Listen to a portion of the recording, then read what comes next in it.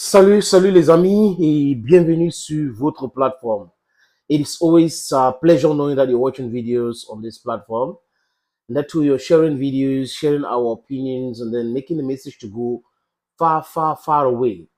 Malgré le fait que avec les algorithmes, ils essayent de faire régresser la portée de notre message parce qu'ils ont peur. Vous savez que quand vous êtes dans la vérité, ça fait peur à ce genre-là. Ceux qui prétendent être des grands démocrates, ceux qui prétendent être des gens qui défendent les valeurs démocratiques, c'est toujours ceux-là qui bâillonnent l'expression libre. C'est un peu cela. Mais vous connaissez très bien les deux poids, deux mesures et toutes les façons de faire. Les amis, l'Ukraine, l'année dernière, à la fin de l'année dernière, a attaqué Belgorod. Et le président Vladimir Poutine a donné des détails sur les armes utilisées par l'Ukraine pour l'attaque de Belgorod. Et le président Vladimir Poutine a dit que la Russie peut faire exactement la même chose que l'Ukraine a fait à Belgorod, mais seulement l'armée russe ne veut pas le faire. Que l'armée russe est capable de détruire les parcs, les endroits où il y a des civils parce qu'ils savent, ils connaissent tous ces endroits-là. Partout en Ukraine.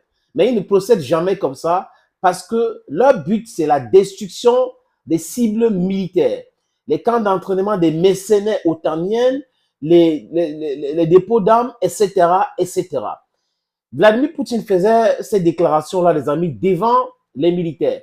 Il n'a pas voulu faire le discours pour le discours. Vous voyez, les amis. Il est allé à l'hôpital où il y a des blessés russes et il se prononçait. Il a demandé aux militaires de lui poser les questions et il y a eu questions-réponses. Il y a des militaires blessés qui veulent que la Russie utilise les armes les plus puissantes pour détruire l'Ukraine. Comprenez, c'est pas l'arme nucléaire.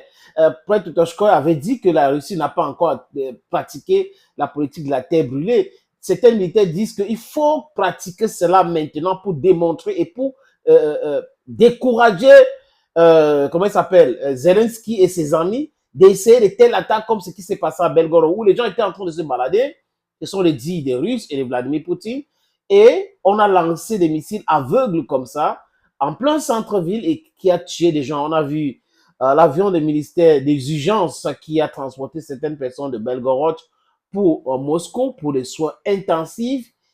Et là, les amis, je vais vous proposer, parce que Mochadou, je vous propose donc d'écouter l'échange que Vladimir Poutine a eu avec les soldats blessés et ce qu'il dit concernant l'attaque de Belgorod par l'armée kievienne. On écoute. Ce qui s'est passé à Belgorod est certainement un acte terroriste. Pourquoi? À cause de ce qu'ils ont fait avec 2 roquettes Olka. Ils ont frappé avec des systèmes de lance-roquettes multiples. Qu'est-ce que ce système de lance-roquettes multiples?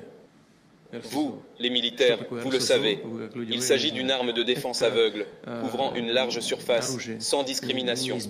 Avec ces armes, ils ont frappé le centre-ville, où les gens se promenaient avant le réveillon du Nouvel An. Donc, avant le réveillon du Nouvel An, les gens se promenaient et ils ont utilisé les missiles Orca, c'est ce qu'il dit. Donc, les lance-missiles multiples, c'est ce que les Ukrainiens ont utilisé, et que ce n'est pas des missiles intelligents. Donc, on lance, on dit, OK, ça va aller à la direction sud, on lance comme ça tombe là où ça tombe, ça détruit ce que ça détruit, et les Russes disent encore, avec preuve à l'appui, qu'il n'y a pas de cible militaire à Belgorod. Vous avez vu qu'après l'attaque des Ukrainiens à Belgorod, le représentant tchèque, parce qu'apparemment ces armes-là sont tchèques, qui avait été convoqué au Conseil de sécurité des Nations Unies, le représentant tchèque permanent aux Nations Unies est venu, mais il a refusé de prendre la parole pour parler par rapport à cela.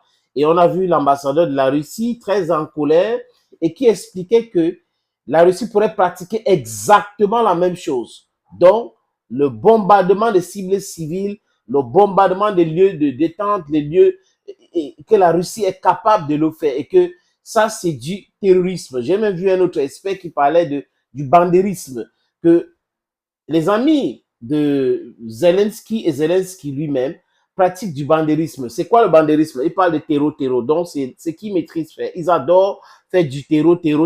Vous voyez un peu, nous, les amis. Donc, c'est cette pratique de terreau qu'ils veulent à utiliser aujourd'hui parce que avec tous les indices nécessaires, c'est prouvé que l'armée kievienne est en difficulté. Le chef d'état-major de cette armée-là l'a avoué dans les colonnes des économistes. Comment on appelle, le général qui est le patron de l'armée de l'air avait même lui-même dit cela, les amis. Donc, si vous prenez les chiffres de bombardements russes in terms of casualties et vous prenez ce qui s'est passé à Belgorod, vous comprenez que, les amis, la Russie est en train de dire la vérité. Oui, que la Russie dit exactement la vérité. Parce que quand les Russes bombardent, même Kiev, dont les chiffres, 5 morts, 6 morts, je ne dis pas que ce n'est pas un drame. C'est un drame de perdre les gens. C'est une catastrophe, les amis, de perdre les gens. Même une personne qui tombe, c'est une catastrophe. Mais compte tenu de l'ampleur de bombardement, des destructions et autres, vous conviendrez avec moi que la Russie dit ce que la Russie fait, la Russie fait ce que la Russie dit. Et si on prend le bilan, comme j'ai dit tout à l'heure, on comprend que 158 missiles tirés, les cibles touchées, et on vous donne le nombre de morts, avec 2 missiles tirés, on vous donne le nombre de morts. Donc vous comprenez que de l'autre côté, les Otaniennes conseillent les Ukrainiens d'essayer d'amener le terrorisme ou de terroriser les populations russes à Belgorod, qui est une ville frontalière avec Kharkiv, donc qui partage les mêmes frontières, les frontières avec l'Ukraine. Et là, quand la Russie, si la Russie se comporte de la même façon, si la Russie frappe fort un centre commercial, une église, une école avec des enfants à l'intérieur, vous allez comprendre. Le monde entier ou le monde occidental va tourner en rond. Oh, c'est pas possible, crime de guerre, crime contre l'humanité. Ils vont dire tout. Ce qui n'arrive pas à dire à Benjamin Netanyahu qui est en train de créer le chaos là. Ce qui n'arrive pas à dire à Zelensky qui est en train de chercher à mettre encore davantage le peuple ukrainien dans la difficulté. Imaginez, les amis, parce que les Russes ont des moyens. Ils ont la capacité de le faire, la capacité de nuire aux Ukrainiens. Imaginez donc que ces gars font exactement ce que les Ukrainiens ont fait aujourd'hui. Vous allez comprendre. C'est pour cette raison que j'aime, c'est-à-dire que ramener ce qui se passe en Russie, en Ukraine, désolé les amis, avec l'Afrique.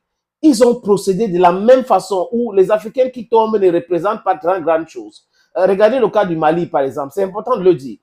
L'armée française arrive au Mali sur l'instruction de ses amis, les élites. Et pour faire quoi? Pour conforter le désordre au Mali, l'insécurité au Mali.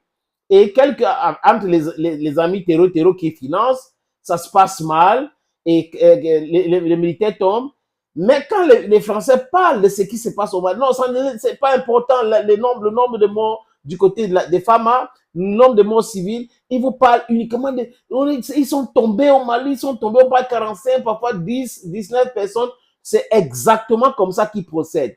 Pour eux, les disparus ou les morts de l'autre côté, de l'autre camp, n'est pas très important pour eux. Ce qui est important, c'est pour eux. Donc, ils peuvent terrasser comme les Américains en Afghanistan, en Irak.